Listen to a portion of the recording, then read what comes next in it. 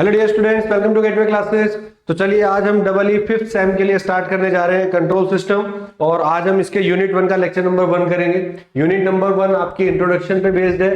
तो सबसे पहला जो आज का लेक्चर रहेगा उसमें हम क्या करेंगे, इंट्रोडक्शन टू कंट्रोल सिस्टम। ठीक है, open loop and close loop control system क्या होते हैं, जो पीवाईक्यूज है वो क्या है और क्या इफेक्ट होते हैं फीडबैक्स के, वो सब चीजें पढ़ने वाले हैं। ठीक है, एक बार हम अगर बात करें सिलेबस की, तो सिलेबस आप एक बार देख लीजिए कि ये सिलेबस है जिसमें हम एलिमेंट्स ऑफ कंट्रोल सिस्टम पढ़ेंगे। ठीक है, concept open loop and close loop system पढ़ेंगे, उसके एग्जांपल एप्लीकेशन देखेंगे दोनों के। यहां तक का सिस्टम जो है ये आप आज कवर कर लेंगे। ठीक है, इतनी चीजें हम आज कवर आपको करा देंगे। उसके बाद मैथमेटिकल मॉडलिंग और ये बाकी सारी चीजें, effect of basic characteristic of negative feedback control system, ये भी आज ही हो जाएगा। ठीक है, कि इनकी बेसिक कैरेक्टरिस्टिक, ये भी टॉपिक आज ही कवर करा देंगे। तो ये टॉपिक भी आपका आज ही के लेक्चर में कवर हो जाएगा। ठीक है, बाकी जो बचेगा वो हम अलग कवर करेंगे। राइट, तो ये हमारा सिलेबस रहने वाला है। सेकंड पार्ट में हमारे कंपोनेंट आएंगे। ठीक है, एसीडीसी सर्वोमीटर वगैरह, टैकोमीटर क्या होते हैं, स्टेपर मोटर क्या होती है, उन सब के बारे में रहेगा। तो चलिए स्टार्ट करते हैं कंट्रोल सिस्टम। तो भाई ये कंट्रोल सिस्टम होता क्या है बेसिकली, अगर हम डेफिनेशन पे जाएं तो डेफिनेशन क्या कहती है कि control system is a combination of element arranged in a planned manner where each element cause and effect to produce the desired output। भाई हमारा एक सिस्टम है, हम चाहते हैं कि ये इनपुट हमें दे तो ये आउटपुट हमें मिले। हमने बटन दबाया, हमने एसी को ऑन किया, हम क्या चाहते हैं, डिजायर्ड आउटपुट क्या है कि ठंडी ठंडी हवा आए हमें। तो वो हमारा एक सिस्टम हो गया। तो एसी भी क्या हो गया, एक कंट्रोल सिस्टम हो गया। एसी भी क्या है, हमारा एक कंट्रोल सिस्टम है। मोबाइल फोन है, एक कंट्रोल सिस्टम है। क्यों? क्योंकि हम क्या चाहते हैं कि जब भी इस पे कोई हम किसी को कॉल मिलाएं तो कॉल लग जाए, हमारी उससे बात हो जाए। तो डिजायर्ड आउटपुट क्या है, बात होना। तो एक ऐसा सिस्टम जिसमें हम कुछ इनपुट देते हैं, वो कुछ प्रोसेसिंग करता है और प्रोसेसिंग करने के बाद जो रिजल्ट देता है, वो रिजल्ट क्या देता है, जो आपका डिजायर्ड आउटपुट है। तो उसको हम क्या बोलते हैं, एक कंट्रोल सिस्टम बोलते हैं। कि हमने एक सिस्टम को कंट्रोल किया और वो हमारे हिसाब से अब काम कर रहा है, हमारे हिसाब से वो आउटपुट जनरेट करके दे रहा है। ठीक है, a system which control the output quantity is called control system. Output को कंट्रोल कर रहा है ये सिस्टम, हम कुछ इनपुट देते हैं, कंट्रोल सिस्टम उसको कंट्रोल करता है और फिर वो आपका डिजायर्ड आउटपुट आपको प्रोवाइड करा देता है। तो डेफिनेशन की बात करें तो इसमें क्या क्या चीजें होती हैं, कंट्रोल्ड वेरिएबल होते हैं। इट इज द क्वांटिटी और condition that is measured and control, जिसको हमें कंट्रोल करना होता है। बेसिकली जो इनपुट होता है वही हमारे कंट्रोल्ड वेरिएबल्स होते हैं। दूसरी बात करें कंट्रोलर, तो जो इस इनपुट के साथ प्रोसेसिंग करता है, उसको कंट्रोल करता है, वही कहलाता है हमारा कंट्रोलर, जो ये सारे काम करता है। उसमें कोई सिस्टम लगाना है या उसको कैसे कंट्रोल करना है, कैसे उसको साथ में जो भी एडजस्टमेंट करना है ताकि आपका डिजायर्ड आउटपुट आपको मिल पाए, तो वो काम कौन करेगा, कंट्रोल सिस्टम करेगा।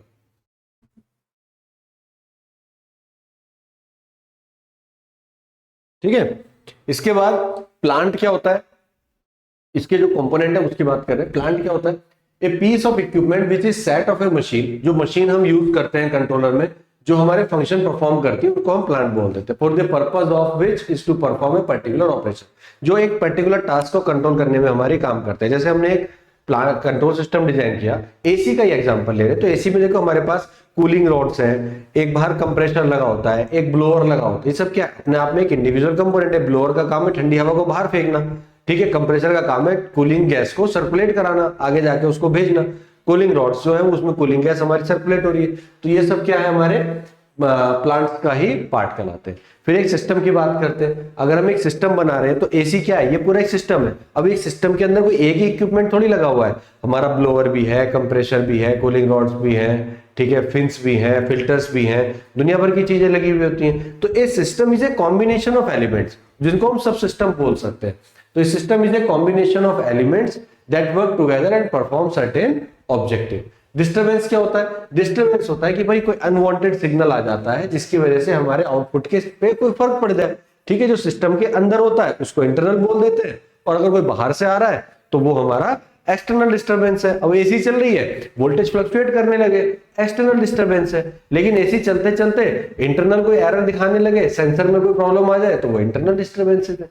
ठीक है, तो डिस्टर्बेंसेस दोनों तरीके हो सकते हैं। फीडबैक कंट्रोल, फीडबैक कंट्रोल क्या होता है कि जब कोई डिस्टर्बेंस आता है तो फीडबैक आपका निकल के लेके जाता है वो इंफॉर्मेशन को, और फिर वहां पे वो इनपुट को देता है, वहां पे कंपैरिजन होता है, एंड देन चेक किया जाता है कि क्या एरर आ रही है, क्यों आ रही है, और कैसे उस डिस्टर्बेंस को रिमूव किया जा सकता है to perform the system better, जिससे हमारा सिस्टम जो है वो बेटर कर सके, इंप्रूव कर सके। फॉर एग्जाम्पल, आप चाह रहे थे कि जो एसी है वो 24 डिग्री सेल्सियस पे चलाई जाए, आपने टेम्परेचर सेट किया 24, लेकिन एसी 27 डिग्री से नीचे नहीं जा रही थी, तो वो 27 डिग्री का सिग्नल इनपुट पे जाएगा कि भाई नहीं पहुंच रहा है। तो वहां से क्या होगा, कंपैरिजन होगा, कंप्रेसर अपना थोड़ी सी पावर को बढ़ाएगा, फिर वो 24 तक उसको लेके जाएगा। तो उसको पता चल, जैसे ही 24 पहुंचेगा वो एरर जीरो हो जाएगी, एरर जीरो हो जाएगी, वो कंप्रेसर काम करना बंद कर देगा और एसी अपना कट लगा देगी। ठीक है, तो वो क्या होता है, हमारा फीडबैक से कंट्रोल होता है, क्योंकि हम कंटिन्यूअसली मॉनिटर कर रहे हैं कि आउटपुट पे जा क्या रहा है, और जो आउटपुट पे जा रहा है उसको इनपुट के साथ कंपेयर करा रहे हैं, तो वो फीडबैक के थ्रू ही हमारा होके जाता है। Servo mechanism, it is a feedback control system in which the output is some mechanism, position, velocity and acceleration. बहुत सारे रोबोटिक्स वगैरह में होते हैं ना, उसमें आर्म्स को कंट्रोल करना होता है, पोजीशन को कंट्रोल करना है, वेलोसिटी को कंट्रोल करना है, तो उसके लिए सर्वो मैकेनिज्म, सर्वो मोटर्स या स्टेपर मोटर्स वगैरह का यूज किया जाता है। तो ये वो चीज होती है। ठीक है, तो these are the basic definition related to the control system. अगर हम बात करें टाइप्स ऑफ कंट्रोल सिस्टम की, तो दो popular types of control system होते हैं, one is open loop control system and another is close loop control system. Open loop का मतलब बेटा जिसमें फीडबैक नहीं होता, यानी कि आपने एक इनपुट दिया और आउटपुट आ गया, अब हमें नहीं पता आउटपुट अच्छा है बुरा है, जैसा भी है भैया है, ठीक है, वो ओपन लूप कंट्रोल सिस्टम हो गया। क्लोज लूप में क्या होता है कि आउटपुट लगातार इनपुट के साथ कंपेयर होता रहता है, फीडबैक जाता रहता है, फीडबैक जाता रहेगा तो वो कंपैरिजन होता रहेगा, तो वो हमेशा क्या होता है, हमारा क्लोज लूप सिस्टम कहलाता है। अब इन दोनों को थोड़ा थोड़ा डिटेल में पढ़ते हैं, ये एग्जाम में आपका पूछा भी गया था। ठीक है, लास्ट ईयर। ओपन लूप की बात करें, ओपन लूप में हमने क्या दिया, इनपुट दिया, कंट्रोलर को दिया, कंट्रोल प्रोसेस हुआ, आउटपुट आ गया। अब आउटपुट क्या आया, इनपुट को नहीं पता, ठीक है, जो भी आया वो हमें एक्सेप्ट करना पड़ेगा। तो open loop control system utilize a controller control actuator to obtain the desired response, output has no effect on control action, in other word output is neither measured nor feedback. Output को feedback दे नहीं रहे, हमें नहीं पता, input को नहीं पता कि क्या दिक्कत आ रही है, अगर सही है तो भी ठीक है, नहीं है तो भी ठीक है, तो यानी कि विदाउट फीडबैक कंट्रोल सिस्टम अगर है तो उसको हम ओपन लूप बोलते हैं। ठीक है, since in this system reference input is not compared with measured output for each reference, there is fixed operating condition, therefore the accuracy of the system depends upon the calibration।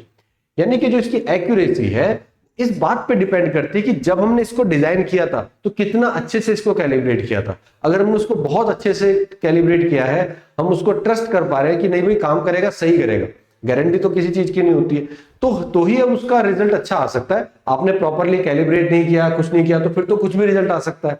आप सोच रहे थे कि कुछ आएगा, आप सोच रहे ठंडी हवा आएगी, पता चला उसने ब्लोअर की तरह काम करना शुरू कर दिया, गर्म हवा फेंकनी शुरू कर दी। अब उसको थोड़ी पता है कि ठंडी हवा है कि गर्म हवा है, फीडबैक तो दे नहीं रहे। The preference of open loop system is severally affected by the presence of disturbance. Disturbance आएंगे तो ये अपने आप को चेंज कर नहीं पाएगा। Variation in operating environment condition, तो उसकी वजह से इस पे अच्छा खासा इफेक्ट पड़ता है या ऑटोमेटिकली एडजस्ट नहीं कर पाता है। ठीक है, for example automatic washing machine, ठीक है, अब जैसे वॉशिंग मशीन है, इसमें हमने प्रोग्राम कर दिया कि भाई 10 मिनट मशीन चलनी है। अब 10 मिनट में कपड़े धुले नहीं धुले क्या पता, मशीन को तो ये थोड़ी पता है कि किस लेवल की वहां पे क्लीनिंग हो गई है क्लोथ्स की, तो वो तो चल रही है भैया, 10 मिनट चल गया, 10 मिनट बाद बंद हो गई। अब कपड़े धुले या नहीं धुले उससे मशीन को फर्क नहीं पड़ता। आपने कहा था 10 मिनट चलाना, 10 मिनट चल गई, बात खत्म। क्लीनिंग हुई कि नहीं हुई डजंट मैटर। टोस्टर है, टोस्टर में आपने टाइमर सेट कर दिया, अब उतने टाइम में वो ब्रेड को जला दे या ब्रेड को अच्छे से ना सेके, इससे टोस्टर में फर्क नहीं पड़ा। टोस्टर तो 10 मिनट चलना है तो 10 मिनट चलेगा। अब 10 मिनट में वो ब्रेड को जला भी सकता है और ब्रेड को कच्चा भी छोड़ सकता है, वो नहीं उसको सही से सेकता। तो ये भी आपका क्या हुआ कि आपने इनपुट दिया, टाइमर सेट किया, जितनी देर के लिए आपने रखा उतनी देर अपनी ब्रेड चली, फिर उसके बाद सीखी या नहीं सीखी वो हमें नहीं पता। ऑप्टिमल आउटपुट सही है कि नहीं है हमें नहीं पता। ठीक है, इसी तरह से हैंड ड्रायर होते हैं जो हाथ सुखाने वाले। अब हाथ सूखा या नहीं सूखा वो 20 सेकंड के लिए चलता है, अगर हाथ सूखे तो ठीक, नहीं सूखे तो भी ठीक। तो यहाँ पे क्या हर चीज में क्या हो रहा है कि जो आउटपुट है ना वो एक फिक्स ड्यूरेशन के लिए चल रहा है, हमने उसको कंट्रोल तो किया, आउटपुट को कंट्रोल तो किया, लेकिन आउटपुट का फीडबैक इनपुट को नहीं गया, तो इनपुट हमारा चेंज नहीं होगा। यानी कि हमने 10 सेकंड के लिए चलाया तो 10 ही सेकंड चलेगा। अब भले ही हमारा रिजल्ट अचीव हो या फिर ना हो, या जैसे ट्रैफिक लाइट कंट्रोलर होता है, अब भले ही किसी सिग्नल पे अगर सिग्नल रेड हो रहा है, भले ही वहां पे 4 गाड़ियां खड़ी है या नहीं खड़ी है, वो तो रेड रहेगा। ठीक है, अगर ग्रीन हो गया तो मतलब चाहे वो गाड़ी खड़ी है नहीं खड़ी है वो ग्रीन ही रहेगा। तो उससे फर्क नहीं पड़ता है कि कोई गाड़ियां है नहीं है, ट्रैफिक है नहीं है, जितनी देर के लिए रेड होना है वो रेड रहेगा, जितनी देर के लिए ग्रीन होना है तो वो ग्रीन रहेगा। तो these type of systems are controlled, ये कंट्रोल्ड सिस्टम तो है क्योंकि हम इतनी ड्यूरेशन को कंट्रोल कर रहे हैं, but they are not feedback. Feedback नहीं है तो हमें ये नहीं पता कि जो डिजायर्ड आउटपुट था वो हमें मिला कि नहीं मिला। वो तो तभी मिलेगा ना जब हम उसको कंपेयर करेंगे, अगर नहीं मिला तो फिर वो ठीक है। तो इसमें क्या होता है, ओपन लूप कंट्रोल सिस्टम में हम इनपुट देते हैं, टाइमर को जाता है, टाइमर से हीटिंग एलिमेंट में गया, अगर हम इसी का एग्जांपल ले रहे हैं, फिर क्लोज को गया, ठीक है, प्रोसेस हुआ। अब एक्चुअल ड्राइनेस आई कि नहीं आई ये हमें नहीं पता, ठीक है। तो this type of system are known as open loop control system, ठीक है। बात करते हैं हम क्लोज लूप कंट्रोल सिस्टम की, तो बहुत सिंपल है। अगर हमने आउटपुट को फीडबैक कर दिया वापस इनपुट के साथ और रेगुलरली उसको कंपैरिजन कर रहे हैं, तब हम उसको क्या बोल सकते हैं कि ये एक क्लोज लूप कंट्रोल सिस्टम। इसमें एक क्लोज लूप बन जाता है। आउटपुट को हमने फीडबैक एलिमेंट के थ्रू वापस कंपैरेटर को दे दिया। अब कंपैरेटर बताएगा कि भाई फीडबैक सिग्नल आया, इतना इनपुट दिया, कुछ अगर एरर है तो वो कंट्रोल को देगा। मान लीजिए अगर वो कहता है कि नहीं अभी ड्राई नहीं हुआ है, अभी ब्रेड अच्छे से नहीं सिकी है, तो वो उसको और थोड़ी देर के लिए बढ़ाएगा, जब तक कि ब्रेड सही से नहीं सिक जाती। जैसे यहाँ पे एरर 0 होगी ये बंद हो जाएगा, ठीक है। तो this type of system is known as feedback control system. इसमें एक कंट्रोल एक्शन होगा, फीडबैक एलिमेंट होगा और यहाँ पे हमारा ये इनपुट के साथ में कंपैरिजन होगा, ठीक है। तो इनपुट सिग्नल, फीडबैक सिग्नल और कंट्रोल एक्शन, ये बनाता है हमारा एक क्लोज लूप कंट्रोल सिस्टम। अगर हम एग्जांपल की बात करें जैसे ऑटोमेटिक इलेक्ट्रिक आयरन, ठीक है। अब heating element are controlled by the output temperature of the iron, कि भाई जब हमने टेम्परेचर पे सेट कर दिया, जब वो उस टेम्परेचर पे पहुंच जाएगा ऑटोमेटिकली कट हो जाएगा, ठीक है। ऑटोमेटिकली कट हो जाएगा तो टेम्परेचर हमारी डिजायर्ड वैल्यू थी, हमने उसको डिजायर्ड टेम्परेचर पे सेट कर दिया। जैसे ही वो उस टेम्परेचर पे पहुंचेगा जितना हमें चाहिए था, वो ऑटोमेटिकली कंपैरिजन होके कट कर देगा। या सर्वो वोल्टेज स्टेबलाइजर होते हैं, ये इसमें जैसे ही हमारा ऑपरेट करेगा जब हमारा आउटपुट वोल्टेज सिस्टम का डिजायर्ड होगा, ठीक है। वाटर लेवल कंट्रोलर हुआ कि इनपुट वाटर हमारा कंट्रोल हो रहा है by the water level of the reservoir, कि जैसे ही हमारा वो उस लेवल पे पहुंचेगा जो डिजायर्ड लेवल है, ऑटोमेटिकली पंप आपका काम करना बंद कर देगा, ठीक है। जैसे लेवल कंट्रोल होता है, एक्चुअल लेवल ये चल रहा है, जैसे ये लेवल सेंसर लगा हुआ है, इस लेवल के पास में ये पहुंचेगा जो चाहिए, ये इसको बंद करा देगा, ठीक है। आपका missile launch system and auto tracked by radar, इसमें क्या होता है, डायरेक्शन ऑफ मिसाइल को हम कंट्रोल करते हैं by comparing target and position of the missile, कि भाई हमने लॉन्च किया कमांड सिस्टम से, वो उसकी डायरेक्शन को ट्रैक कर रहा है और कंपेयर कर रहा है टारगेट की पोजीशन को और अपनी मिसाइल की पोजीशन को, और मिसाइल उसी हिसाब से वहां तक पहुंच जाती है, ठीक है। एसी का भी ऐसा ही हिसाब है कि भाई जो टेम्परेचर आप सेट कर रहे हो, अगर उस टेम्परेचर पे पहुंचेगा तो कट कर देगा, अदरवाइज नहीं कर पाएगा। तो these are the example of close loop control system, ठीक है। अब क्लोज लूप कंट्रोल सिस्टम के कुछ फायदे और नुकसान की बात कर लेते हैं। फायदे तो फायदे ही फायदे हैं, एक्यूरेसी बढ़ जाती है, ठीक है, ज्यादा एक्यूरेट होते हैं, ठीक है, क्योंकि कंपैरिजन हो रहा है, आपको जो चाहिए वो मिलेगा। हाईली एक्यूरेट होते हैं क्योंकि एरर को हम जज कर रहे हैं। फैसिलिटेट ऑटोमेशन, ऑटोमेशन में बहुत हेल्प करते हैं।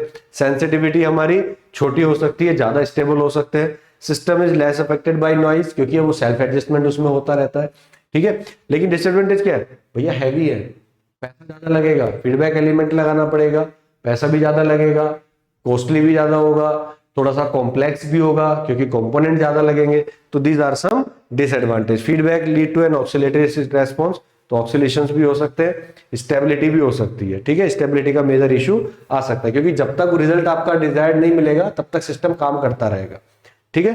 तो ये कुछ एडवांटेजेस और डिसएडवांटेजेस है क्लोज लूप सिस्टम के। This is the comparison between open loop and close loop, ठीक है।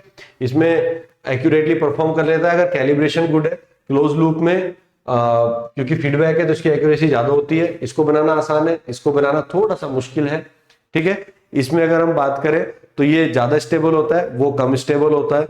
इसमें फिर ज्यादा स्टेबल होता है क्योंकि कंपोनेंट कम है ना, जो भी आउटपुट है वो आगे स्टेबल हो जाएगा जैसा भी है। अब वो एक्यूरेट है कि नहीं है वो एक अलग बात है, बट वो स्टेबल ज्यादा है। इसकी स्टेबिलिटी कंपैरेटिवली कम होती है लेकिन एक्यूरेसी हाई होती है।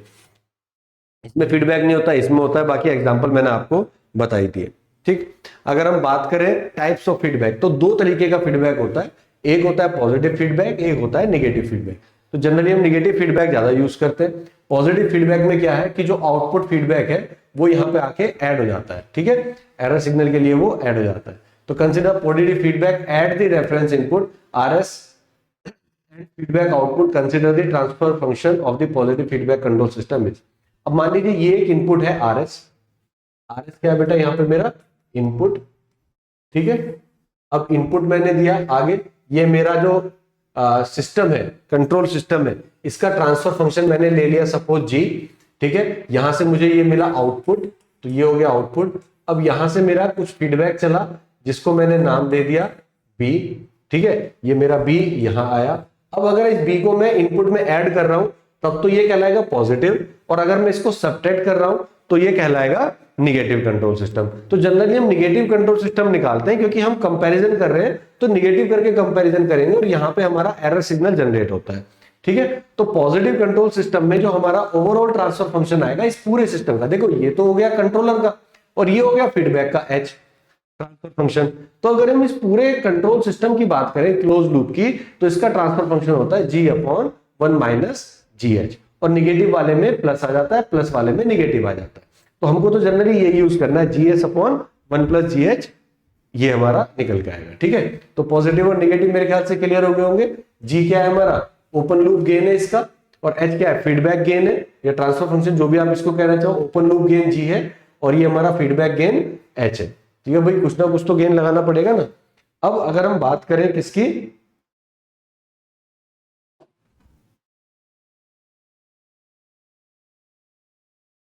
ठीक है, तो इसमें अब आगे बढ़ते हैं। अब हम इसका ट्रांसफर फंक्शन ये जो हमने निकाला है इसको प्रूफ करते हैं कैसे होगा, ठीक है। पॉजिटिव और नेगेटिव क्लियर हो गया। जी हमारा ओपन लूप गेन है, अगर ओपन लूप होता तो ओपन लूप हमारा ट्रांसफर फंक्शन कैसा होता है, ये इनपुट देते, ये हमारा गेन हो जाता जी, और ये यानी कि यहां से हम इनपुट देते आर एस, यहाँ पे आ जाता सी एस, और ये हो जाता हमारा गेन जी एस। तो ये ओपन लूप कहलाता हमारा ट्रांसफर फंक्शन। तो इसका जो गेन कहलाता ये जी है, तो जी क्या है हमारा ओपन लूप गेन है, जबकि एच क्या है फीडबैक गेन, ठीक है। तो इतनी बात क्लियर हो गई। इसका ट्रांसफर फंक्शन ये आता कैसे आता है वो अभी देख लेते हैं। अभी देखो यही चीज हमने लिखी है, तो इसमें हम क्या लिख सकते हैं कि यहां आर एस है, ये हमारा बी एस है, ये क्या है फीडबैक, ठीक है, आउटपुट हमारा सी एस। तो हम क्या लिख सकते हैं, ओपन लूप गेन हमारा जी एस है, ये हमारा एच एस है, ठीक है, और ये हमारा B S. Input R S है, फीडबैक गेन हमारा एच एस है, और इसमें हम क्या कर रहे हैं, निगेटिव फीडबैक यूज कर रहे हैं, तो हम इसको ये वाला डायग्राम यूज करिएगा, ठीक है, निगेटिव फीडबैक के लिए, इफेक्ट ऑफ निगेटिव फीडबैक, ठीक है, यहाँ पे कर लिख लो निगेटिव फीडबैक, यानी कि इस वाले डायग्राम की बात कर रहे हैं, निगेटिव वाले की, ठीक है। इसको हम अभी यूज नहीं कर रहे हैं, इस वाले को यूज कर रहे हैं। तो इसमें हमारे पास प्लस माइनस, ये जी एस, ये एच एस, और ये क्या है बी एस, ठीक है। अब क्या हो जाएगा, बी एस इक्वल टू कितना होगा, H S into C S. देख लो बी एस इक्वल टू कितना होगा यहाँ पे, कि यहां पर ये हमारा सी एस आ रहा है, और जी एस, ये सी एस हमारा यहां से गया, ठीक है, यहां पर आया। अब ये सी एस कहां है, देखो यहां पर हमारे पास सी एस है, ठीक है, ये सी एस एच एस के साथ मल्टीप्लाई होगा, तो यहां पर हमें क्या मिलेगा, C S into H S. तो ये C S into H S को हमने क्या बोल दिया, बी एस। तो बी एस इक्वल टू क्या हो गया, H S into C S. इसी तरह से जी एस इक्वल टू कितना हो जाएगा भाई, यहां पर हमारे पास गया, देखो ये कितना आया आर एस, ठीक है,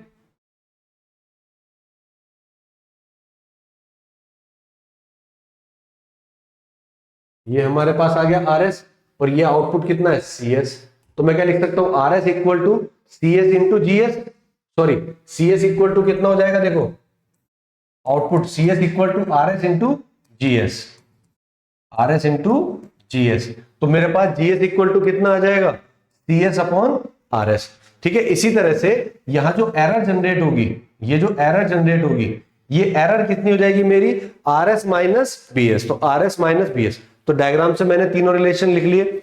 अब मेरे पास सी एस इक्वल टू कितना हो जाएगा, output C S equal to हो जाएगा G S into E S. C S equal to कितना होगा, जी एस इंटू, भाई यहां से ई एस आ रहा है, तो E S into G S is C S, ठीक है, ये आ गया G S into E S. अब ई एस की वैल्यू उठा के यहां रख दो, R S minus B S, तो ये हो गया G S into R S minus B S की वैल्यू ये उठा के रख दो, H S into C S. अब जब आपने ये वैल्यू सारी रख दी, तो यहां पे हमें क्या चाहिए, C S upon R S. यही तो ट्रांसफर फंक्शन होता है। ट्रांसफर फंक्शन क्या होता है, आउटपुट अपॉन इनपुट। तो C S upon R S मुझे चाहिए था, तो मैंने क्या किया, सी एस तो मेरे पास है, तो ये वाली जो सी एस की टर्म थी वो इधर ले गया, यहां से आगे कंपेरिजन कर दो, G S into H S, G S R S minus H S into C S, तो ये आ जाएगा GS RS minus GS HS into CS। ठीक है, अब इस टर्म को उठा के इधर ले आओ तो हमारे पास आ जाएगा CS वाली टर्म को, तो इधर ले जाओगे तो CS कॉमन आ जाएगा और ये आ जाएगा 1 प्लस 1 माइनस है तो इधर प्लस हो जाएगा, plus GS into HS equal to आ जाएगा कितना, GS into RS, GS into RS। बस अब इस RS को जो इधर ले जाओ और इस वाली टर्म को नीचे ले जाओ तो यही बनेगा, और ये चीज हमारी क्या कहलाएगी, ट्रांसफर फंक्शन T। तो T इक्वल टू कितना है, G upon 1 plus GS HS। This is the transfer function of negative feedback system. Negative feedback system में ये प्लस आ जाएगा। ठीक है, और अगर हमारा यहां पर एरर प्लस कर देते ES equal to RS plus BS तो ये माइनस आ जाता। ठीक है, तो इतना डिफरेंस है। हमको निगेटिव फीडबैक ही यूज करना है तो इस वाले को यूज ना करके हम इसी को यूज करेंगे। ठीक है, ये चीज ध्यान रखनी है। अब इसके इफेक्ट क्या होंगे, निगेटिव फीडबैक के जो लास्ट टॉपिक था हमारा उसकी हम बात करें तो इफेक्ट ऑफ नेगेटिव फीडबैक। सबसे पहले बात करते हैं किन किन चीजों पे फर्क पड़ेगा। तो ये 2024-25 में पूछा भी गया ना, 2 नंबर में आता। हालांकि ओवरऑल गेन, तो भैया ओवरऑल गेन जो होता है वो हमारा डिक्रीज होता है। Equation shows that the gain of the open loop system is reduced by a factor of 1 plus GSHS। Open loop में गेन कितना होता है, GS, यहाँ पे GS divided by 1 plus GSHS है, यानी कि गेन तो हमारा इस फैक्टर से रिड्यूस हो रहा है ना, डिवाइड हो रहा है, तो ओवरऑल गेन डिक्रीज होता है। बैंडविड्थ की बात करें तो बैंडविड्थ हमारी इंक्रीज हो जाती है, यानी कि अब हमारा गेन अगर डिक्रीज हो रहा है तो हमारा जो सिस्टम है वो ज्यादा रेंज के लिए काम कर सकता है, ज्यादा ड्यूरेशन के लिए काम कर सकता है, तो बैंडविड्थ जो होती है उसके काम करने की वो इंक्रीज हो जाती है। स्टेबिलिटी की बात करें तो जनरली इंप्रूव हो जाती है। ठीक है, negative feedback counter act disturbance, जो उन पे काउंटर एक्ट करता है क्योंकि एरर लेता है, एरर लगाती है, डिफरेंस से आती है, तो जनरली उससे क्या होता है, हमारे अनवांटेड सिग्नल रिमूव होते हैं और स्टेबिलिटी जो है वो इंप्रूव होती है। ठीक है, और क्या फैक्टर है हमारे, सेंसिटिविटी। सेंसिटिविटी हमारी डिक्रीज हो जाती है। सेंसिटिविटी का फॉर्मूला होता है generally 1/1 plus G into H। तो जैसे जैसे GH बढ़ेगा सेंसिटिविटी हमारी घटती है, तो इस केस में सेंसिटिविटी हमारी डिक्रीज होगी। नॉइज की बात करें, क्योंकि हमारा निगेटिव फीडबैक है, एरर लेते हैं, तो नॉइज हमारी रिड्यूस होगी क्योंकि कंपैरिजन हो रहा है। ठीक है, तो नॉइज भी हमारी डिक्रीज होती है। डिस्टॉर्शन ये भी डिक्रीज होगा। तो इतने फायदे होते हैं, हमारा डिस्टॉर्शन डिक्रीज हो रहा है, नॉइज रिड्यूस हो रही है, सेंसिटिविटी डिक्रीज हो रही है, स्टेबिलिटी इंप्रूव हो रही है। That's why we are using negative feedback system. तो जनरली जो हमारा सिस्टम यूज होता है वो निगेटिव फीडबैक सिस्टम ही यूज किया जाता है। ठीक है, तो ये तो बात हुई हमारे आज के लेक्चर की। तो आज का लेक्चर हम इतना ही रखते हैं, और एक चीज फिर से रिमाइंड करा दूं, कोर्स आपका लॉन्च हो चुका है बेटा, जिसमें 5th और 6th सेम का आप कंबाइंड कोर्स ले सकते हो। ठीक है, या फिर अगर कोई बच्चे केवल 5th सेम का लेना चाहते हैं, केवल 5th सेम का लेना चाहते हैं तो 5th सेम का भी अवेलेबल है। वैलिडिटी आपके जब तक क्लासेस चलेंगी, जब तक एग्जाम ओवर नहीं होंगे तब तक के लिए वैलिड रहेगा। इसमें आपको सारे video lectures, PDF notes, PYQs, important question, सारी चीजें मैं कवर कराऊंगा। ठीक है, तो ये आपका रहने वाला है, और इसी के साथ हम आज की क्लास को एंड करते हैं। ठीक है, मिलेंगे नेक्स्ट क्लास में। Thank you very much.